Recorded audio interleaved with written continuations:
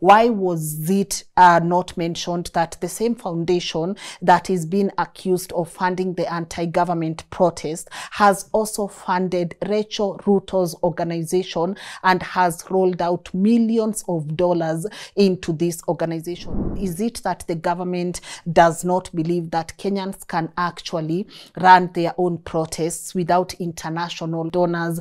Is it that they think that people cannot actually march to the streets and ask for their rights and demand for a better country without having been funded?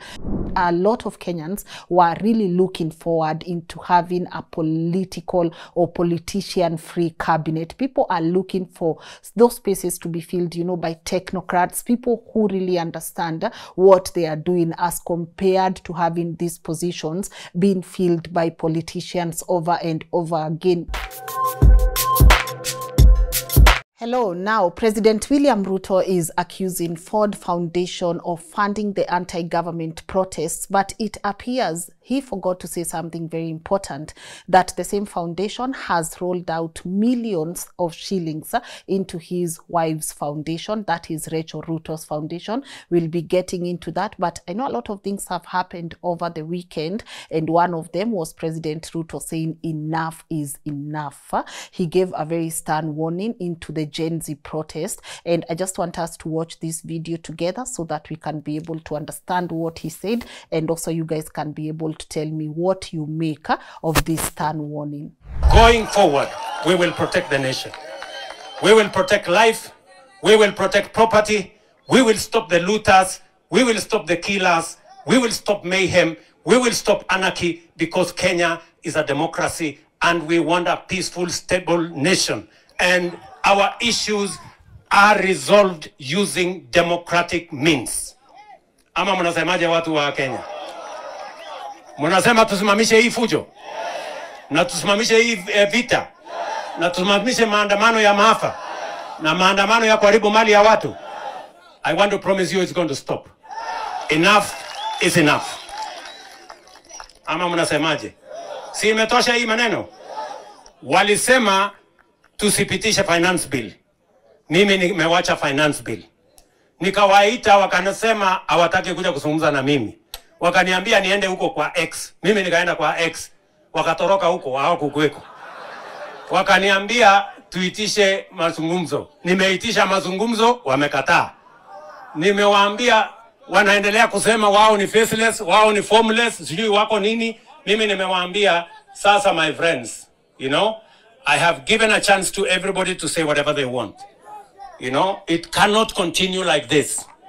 The country is much more important than any group of people. We must stand together as a nation, protect our nation, and make sure that Kenya is a democracy. Tunaelewana ama? Good.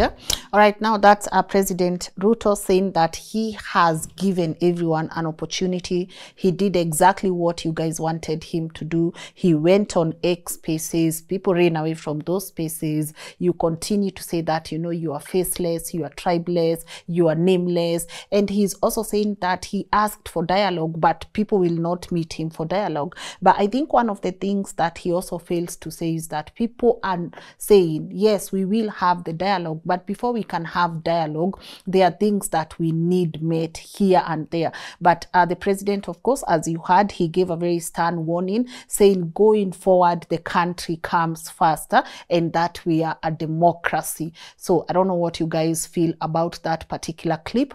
I would be very much interested in your feedback on the comment section. But that's not just the only thing that happened. We also saw the president name his cabinet, and I don't know if you guys saw the face of Kenya in that cabinet, because one of the things that everyone was waiting for is that inclusivity. People are really eager to see how does this face of Kenya look like, especially given that the president had assured Kenyans that they would see the face of Kenya in that selection. There's still more to go, so we do not know what to expect in the remaining, but I just want to know if you guys saw the face of Kenya in that cabinet, in that nomination, or what do you think and we saw how the people who had been nominated again or selected went around. We saw Aden Duale sending a very grateful message to the president.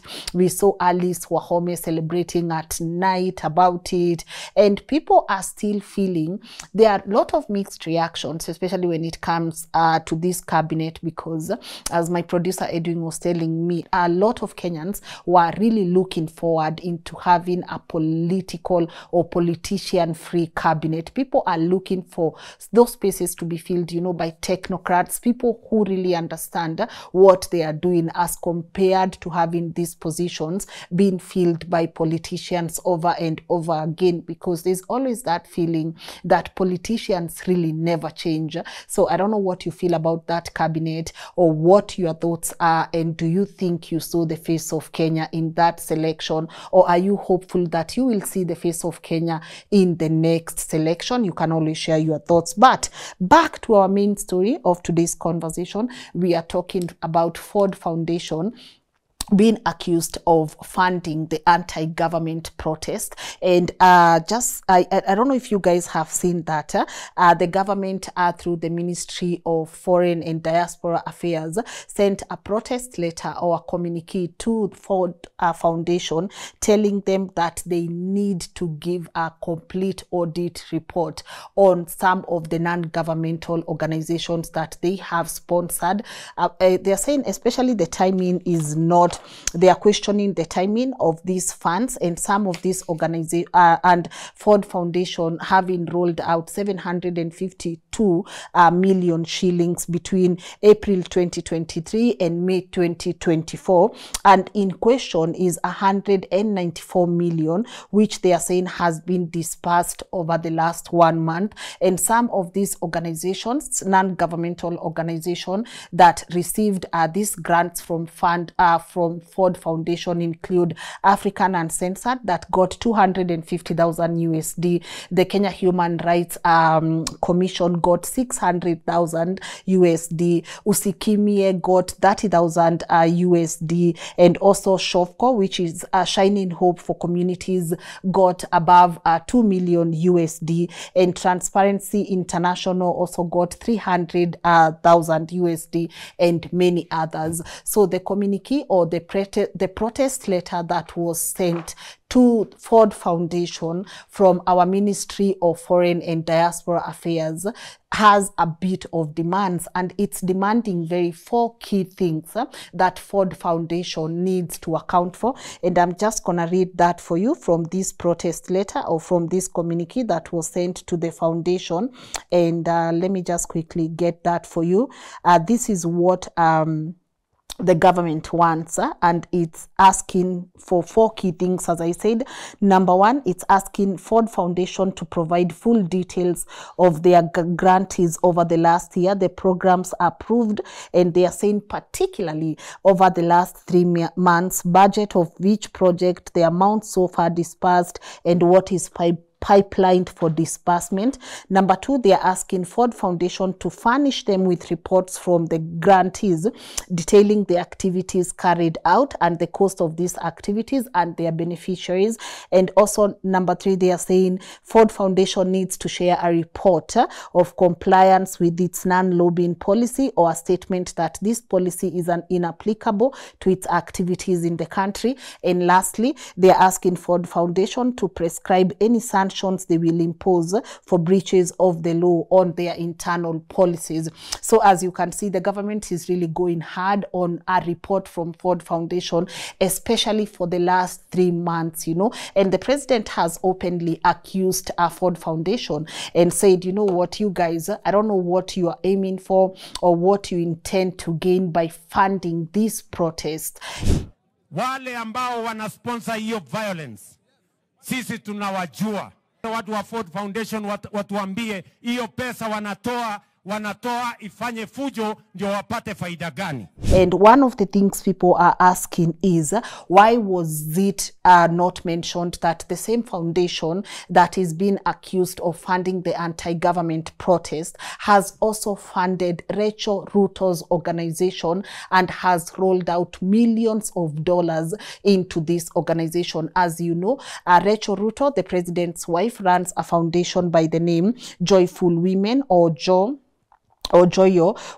and this foundation received in 2014 and 2020, it has received millions of shillings from Ford Foundation. In 2014, it received 13 million, and also in 2020, it received also 13 million. And also some of the key beneficiaries from Ford Foundation, apart from the 16 non-governmental organizations that the government is keen on, also state agencies, and one of them is the Council of Governors and Young Parliamentarians Association. The Young Parliamentarian Association received 32 million, and also I think it has received 2 grants, 32 million and 19 million. So not only is Ford Foundation sponsoring non-governmental organization, which one of them includes the First Ladies organization or foundation, but it's also funding state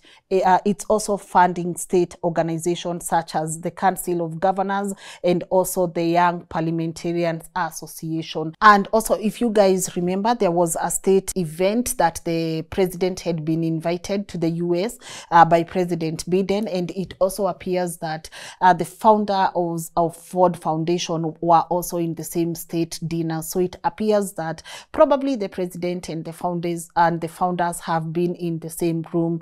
But also, what is not sitting right with majority of people is the fact that not only is Ford Foundation on the spot right now for allegedly funding Kenya's protests, but if you remember, these protests have been said to have been funded by other people, the Russians, Chinese, Illuminati.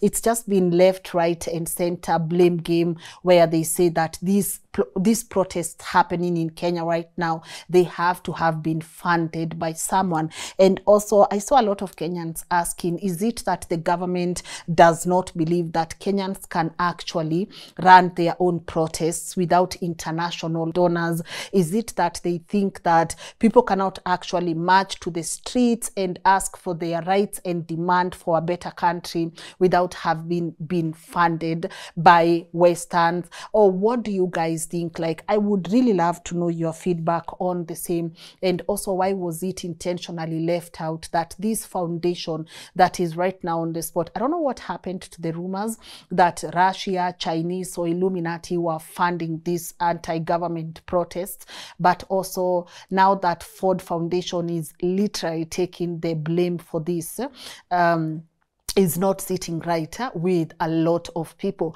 But Ford Foundation actually did offer a reply, and they said that they are very transparent and all the details needed by our government can be accessed from their website. And also, I saw people like some of these foundation, the non-governmental organizations that have been said to have received this much money. Some of their key leaders, such as African Uncensored, John Alanamu, they came out and they said, you know what, we are ready to account for everything that we've done with this grant that we have received, you know. And also other members from these organizations came out and they gave these press statements and they did these pressers and they said, you know what, we are not scared. We can account for actually everything that we've done, get from the grants that we have received. And for me, I just think I would love to deliberate with you and just ask, do you actually think that Kenyans can have their own independent protests without it being said that they are being funded by Western organizations? Do you think this protests, the anti-government protests, have been funded by Ford Foundation? And what do you think we need to do from here, considering the president has said enough is enough? People are preparing to go out and protest again tomorrow, considering that people are still feeling like they've not been heard, especially after we saw the same people who had been in this cabinet being moved around, shuffled, and being thrown in our faces? Or do you think we should actually now take a break and say, you know what, let's just let this person serve his term and let's meet at the voting or the polling stations in 2027? Really interested in your feedback on the same. And do you think that Ford Foundation right now is just a scapegoat of a government that has refused to acknowledge that independent protests can actually occur, and people are willing to march on the streets, and people are willing to continue demanding for a better Kenya without necessarily having been funded by Ford Foundation? Right? So share your feedback with me, and hopefully we get to have an impactful week, and we get to see changes here and there. But above all, always really interested in your feedback on the comment section.